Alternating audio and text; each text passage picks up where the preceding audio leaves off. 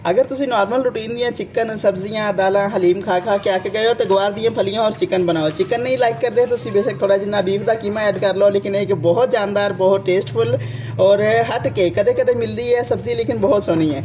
Video skip ना करना, ना रहना, बहुत जानदार बहुत ज़बरदस्त चीज़ बनने वाली है। बिस्मिल्लाहिर्रहमानिर्रहीम, अस्सलाम वालेकुम। आधा किलो साढ़े कोल चिकन है और आधा किलो ही गवार दियाँ फलियाँ ने। एक होंदियां ने अरवाई दियाँ फलियाँ, यह गवार दियाँ फलियाँ ने कि इन्हों ना कटिया जाता है, मतलब है कि इन्हां च वो बीज वाला ना कट के नहीं बनाया जाता। ये अमूमन नहीं मिलदियाँ, ये मेरी एक दोस्त वालों मेरी बहन वालों गिफ्ट आया तो मैं क्या मैं अपनी यूट्यूब फैमिली के नाल भी शेयर करना। यदि कटिंग का अंदाज़ बिल्कुल इंज ही है। बकाया मैं फलियाँ कट के रख लिया हुई ने, यह 3-4 जड़ियाँ ना अपनी यूट्यूब फैमिली नूं दिखाने वास्ते कि इस तरह की होंगी है और इसका टेस्ट माशाअल्लाह बहुत सोहना होंदा है, बहुत जानदार होंदा है। नॉर्मली ये बाज़ारां च नज़र नहीं आती, बस कदे कदे ही आती है। तो या फिर किसी के पिंडों जो ना गिफ्ट आ जाए तो जो मिल सकती है। तो 2 ये प्याज जाएंगे, 2 तो 3 ये टमाटर जाएंगे और थोड़ा जिना ये लसन अदरक जाएगा, जिन्होंने असी ना हुणे कुंडी डंडे के पीस लवांगे। ठीक हो गया, नाल ना रहना। तो यदि कटिंग का अंदाज़ जो है ना बिल्कुल इंज ही है, क्योंकि यदियाँ फलियाँ जी ना जिस तरह के दूसरियाँ फलियाँ कढ़िया जाती ना अरवाई दियाँ, ये उस तरह नहीं होनियाँ। इन्हों की कटिंग है ऐसे अंदाज नाल ही होनी है। जिस तरह तुम साग कटते हो या चीज़ां कटते हो ना, इन्हों की कटिंग ऐसे अंदाज के नाल ही होएगी। मैं हुणे भी कटिंग कर लवां तो फिर हाजिर होंदे आ। असी अपनी खूबसूरत जी कढ़ाई जी ना चुल्हे पर चढ़ाई। हुण असीं इहदे च अंदाजे दे नाल 1 चमचा जो ना कुकिंग ऑयल का ऐड करांगे। जेडे नवे बच्चे ने पकाने वाले उन्होंने कप का जो ना हिसाब कम अज़ कम रखना है, या कोई भी बर्तन सैट कर लैन, क्योंकि जो ना जेडे है ना नवे बच्चे बनाने वाले, मतलब जो शुरुआत करते हैं उन्होंने जो है अंदाजे दे नाल नहीं ऐड करना। तो उन्होंने कप के नाल जो ना आधा किलो चिकन और आधा किलो फलियां दे विच 1 कप कुकिंग ऑयल नालों काफ़ी हो जाएगा। यह हुण साडा प्याज है ना ब्राउन हो गया। हुण असीं लसन अदरक का पेस्ट 1 चम्मच ये ऐड कर देंगे, थोड़ी जिनी एक्स्ट्रा कर देंगे ताकि लसन अदरक का एक तो आबादी को खत्म करता है तो दूसरा ये टेस्ट भी ना बहुत सोहना कर देंदा है। तो हुण असीं इहनूं 2 तो 3 मिनट जो है ना यदि अच्छे तरीके नाल बनाई करांगे ताकि यदि खुशबू और इसका टेस्ट जो है ना लसन अदरक का वो सही खिल के सामने आए।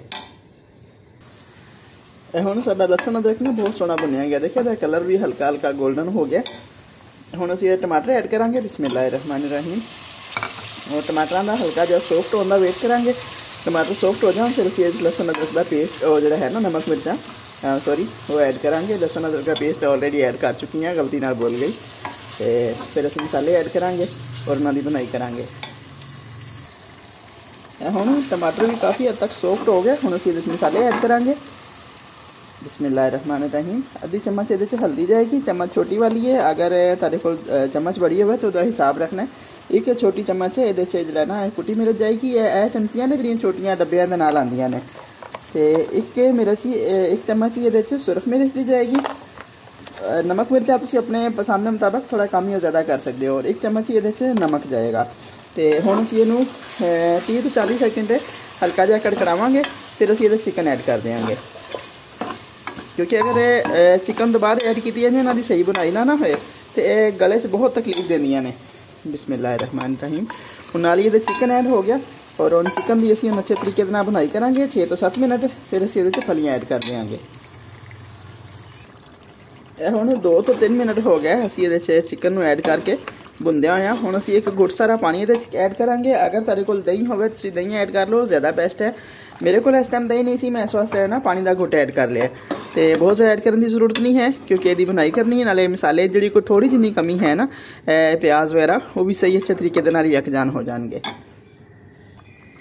यह हुण 5 मिनट वास्ते असीं इहनूं ढक के रख देंगे। अगर दूसरा गोश्त हो बीफ का या मटन का तो उन्होंने टाइम लगता है। चिकन जो इन्हें 5 मिनट के बहुत सोहना हो जाना है।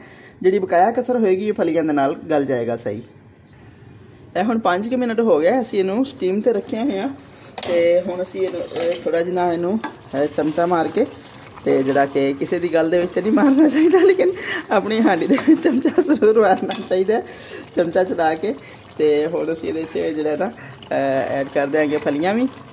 इन्हों अच्छे तरीके मिक्स करांगे। थोड़ा जिन्ना आधा कप पानी ऐड करांगे। बिस्मिल्लाहिर्रहमानिर्रहीम। इन्ना ज़बरदस्त टेस्ट बनता है। बस है मजबूरी कि नॉर्मली तौर पर डेली मिलदियाँ नहीं हैं, कदे कदे ही हत्थे लगदियाँ ने। तो टेस्ट बहुत सोहना होंदा है और शक्ल तो माशाअल्लाह प्यारी होंदी है। ਤੇ ਹੁਣ ਅਸੀਂ ਇਹਦੇ 'ਚ ਥੋੜ੍ਹਾ ਜਿਹਾ ਪਾਣੀ ਐਡ ਕਰਾਂਗੇ। ਬਿਸਮਿल्लाह रहमान रहीम। और इनू हुण 5 ਤੋਂ 7 मिनट ढक के रखांगे। इन्ने टाइम दे विच जिहड़ी माड़ी जी कसर चिकन दी रहिंदी वो भी हो जाएगी और फलियां भी बहुत सोहणियां गल जाणगियां। हुण साडी हांडी नूं पकदियां होइआं फलियां ऐड करन तों बाद तकरीबन 10 ਤੋਂ 12 मिनट हो गए ते बहुत सोहणियां गल गईआं। हुण असीं एक चम्मच छोटी जिन्नी होममेड गरम मसाला इहदे च ऐड करांगे ते 5 मिनट असीं रुकांगे, फिर उन्होंने डिश आउट करके तुहानूं इहदी फाइनल लुक दिखावांगे। माशाअल्लाह बहुत सोहना टेस्ट बने और शक्ल तो अगे नज़र आती पई है बड़ी जानदार है, लेकिन टेस्ट उस तो भी ज़्यादा जो है ना फिट फाट बने माशाअल्लाह। बिस्मिल्लाह रहमान रहीम। लो जी साड़ियाँ गवार दियाँ फलियाँ और चिकन दी हांडी बहुत सोहनी रेडी हो गई, बहुत टेस्टफुल। अगर मेरी रेसिपी तुहानूं अच्छी लगे तो कमेंट और शेयर लाजमी करना। बाकी मेरी तरफों तुहाडे सब वास्ते दुआवां, हमेशा हसदे वसदे रवो, आबाद रवो। अस्सलामु अलैकुम।